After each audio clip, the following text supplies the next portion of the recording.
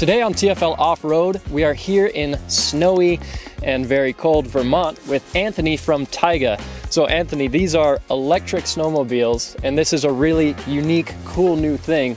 Walk me through it. What makes this company special? That's right, this is the latest and greatest for snowmobile sports. It's fully electric snowmobile. So this is a utility one, made for touring and all your commercial needs if you want. This is the Nomad. That's right, so we have three models. This is the Nomad, like I said, utility touring. We have the Echo, which is a mountain sled, and we have the Atlas, which is more of a trail crossover sled. And then you guys also do some jet skis, and we'll jump right into the electric powertrain on this. So there are two options that you can get. You can get a standard battery pack and you can get a performance battery pack, and this is the battery right here, right under the seat. That's right, so here's the battery from back here to about halfway through the cab here. You got your battery, you got an electric motor underneath, and we have a direct drive system too, so no losses, no transmissions. Pretty neat. And what else is really cool is that with the standard battery you get 90 horsepower, and then if you get the performance battery pack, 120 horsepower. And what I love is that because the snowmobile is electric, you get that power instantly, which is always a blast. That's right, so electric motor, maximum torque at 0 RPM, which is pretty neat, and they have a super wide range of RPM, these electric motors, so you can have max torque at 0 RPM but still have a really nice top end and get some speed if that's what you want. So just right off the bat, riding this Taiga Nomad, it's really very linear, smooth throttle. So right now the sled is in its range mode, so maximizing efficiency. And even still, I mean, if I get on the throttle, it starts to pick up, not a crazy amount, but you can tell it's definitely conserving energy. So this is pretty cool. This is actually, funny enough, my first time on a snowmobile. But yeah, this is a very approachable, easy to ride thing, even for somebody that hasn't been on a snowmobile at all before. I thought this was gonna sound really, really weird, but it doesn't. Some electric motorcycles I've ridden make some odd noises, and this is actually, it doesn't feel that odd. So the range is about, what, 62 miles on the standard battery, and then I think 83 on the performance? Yeah, exactly. So this being the standard, we're going to get up to like 60 mile range on these types of trails we're on today.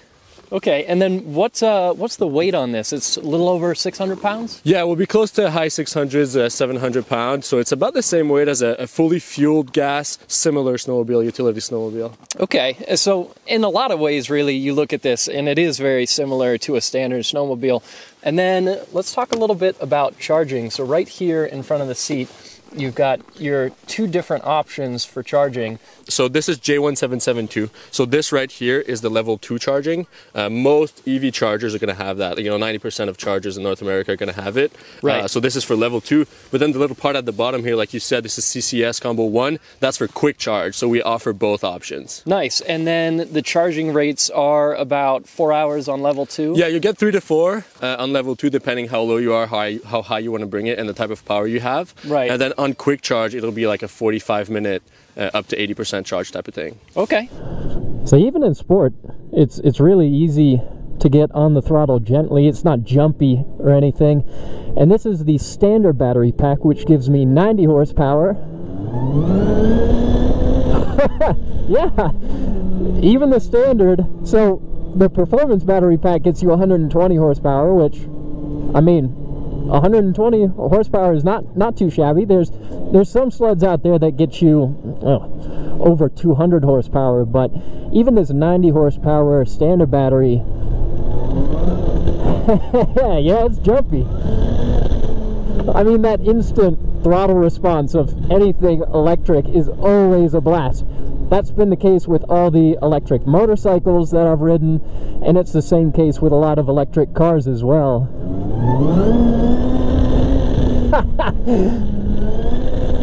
Oh, that's good. And then let's walk through some of the controls here, because there's things that you can adjust. It's got different throttle settings. It's got a range mode and a sport mode, right? That's right. So this one has two drive modes, like you just said. Range mode, which will limit the power, acceleration, stuff like that to maximize your range. And you have sport mode, which in my opinion gives you a little bit more fun, It'll let you go a bit faster, more aggressive acceleration, high torque, all that stuff. Yeah, sport mode made a big difference. Yeah. Once you were in sport mode, I don't think you wanted to switch back to range, eh? No, I definitely didn't.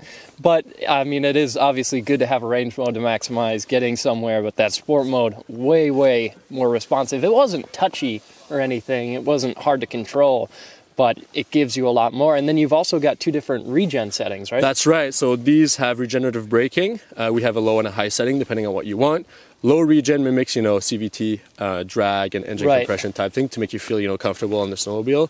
And then high regen really slows you down. It's really good if, let's say, you're on a commercial setting and you're towing heavy charges and you're going down a hill. You turn it on high regen, you're gaining extra battery, and it's super smooth, makes you feel safe. So the battery system on this, I mean, obviously batteries don't love the cold. So you guys have a system for keeping the batteries warm and then also keeping the electric motor and components that get hot cool, right? That's right. So we have one system that does both. A little bit of an ace up our sleeve is this system. We call it the thermal management system. So like you said, it'll both warm up and cool down the components depending on the situation. For example, if your snowmobile sleeps outside overnight and it's really cold, you get up in the morning, turn it on. We're going to warm up the coolant, then in turn we'll warm up the battery and motor and the internal components. But when you start riding and you're having a bit of fun, electric motors, generate a lot of heat, so they don't actually need to be warmed up anymore, but rather cooled. So now the same coolant that you just used to warm up is going to go through the tunnel, through the heat exchanger, going to get cooled down by the snow. It's actually going to cool down the motor.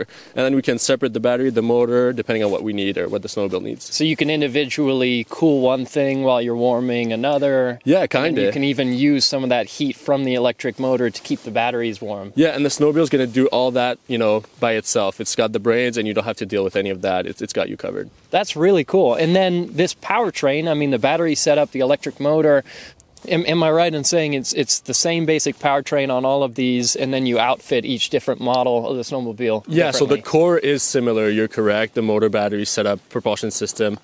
We have our crossover snowmobile. It's going to have a little bit of a shorter tunnel, so that's one of the differences. And then if not that, you're right. It's the suspension, the stance with it, the skis.